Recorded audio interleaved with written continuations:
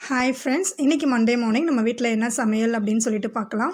So morning பிரேக்ஃபாஸ்ட்க்கு வந்து இட்லியும் chutney ready பண்ணியாச்சுங்க. மதியம் லஞ்சுக்கு வந்து சூடாக சாதம் வடிச்சு வச்சுருக்கேன்.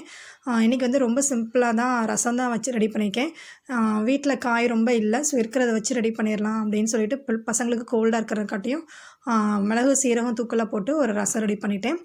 அடுத்து பாப்பாவுக்கு வந்து ரசம் வச்சு பொட்டேட்டோ ஃப்ரை ரெடி பண்ணிடலாம். ஏன்னா அவங்களுக்கு வந்து லன்ச் பாக்ஸ்க்கு வந்து ரசம்னாலே பொட்டேட்டோ ஃப்ரை தான் கேட்பாங்க. ஸோ ஜஸ்ட் வந்து மிளகாய் தூளும் கரம் மசாலாவும் சேர்த்து ஃப்ரை பண்ணி எடுத்துக்கிட்டேன். எங்களுக்கு வந்து கத்திரிக்காய் முருங்கைக்காய் சேர்த்து ஒரு மசாலா தாங்க.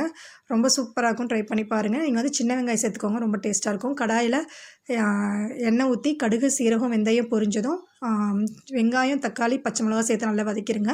அடுத்து கட் பண்ண கத்திரிக்காய் முருங்கைக்காயும் சேர்த்து நல்லா வதக்கிட்டு மிளகாய்த்தூள் மல்லித்தூள் மஞ்சள் தூள் சேர்த்து குழம்பு மசால் தூள் 4ம் சேர்த்து நல்லா வதக்கிட்டு புளி கரைசல் சும்மா லெமன் சைஸ் புளி மட்டும் ஊற வச்சு எடுத்துக்கிட்டேன். ஸோ அதை நல்லா கரைச்சி அதில் சேர்த்து லைட்டாக தண்ணி வேணுன்ற அளவுக்கு வேகிற அளவுக்கு தண்ணி ஊற்றி நல்லா சுண்டை வதக்கி இறக்குனிங்கன்னா சூப்பராக இருக்கும், ட்ரை பண்ணி பாருங்கள். இது வந்து வெரைட்டி ரைஸ் எல்லாத்துக்குமே ரொம்ப சூப்பராக இருக்குங்க. அடுத்து வந்து கேப்சிகம் ஃப்ரை தான் ரெடி பண்ணியிருந்தோம். ஒரு கடாயில் வந்து எண்ணெய் கடுகு சீரகம் நல்லா பொரிஞ்சதும் பெரிய வெங்காயம் நிறையா சேர்த்துக்கோங்க.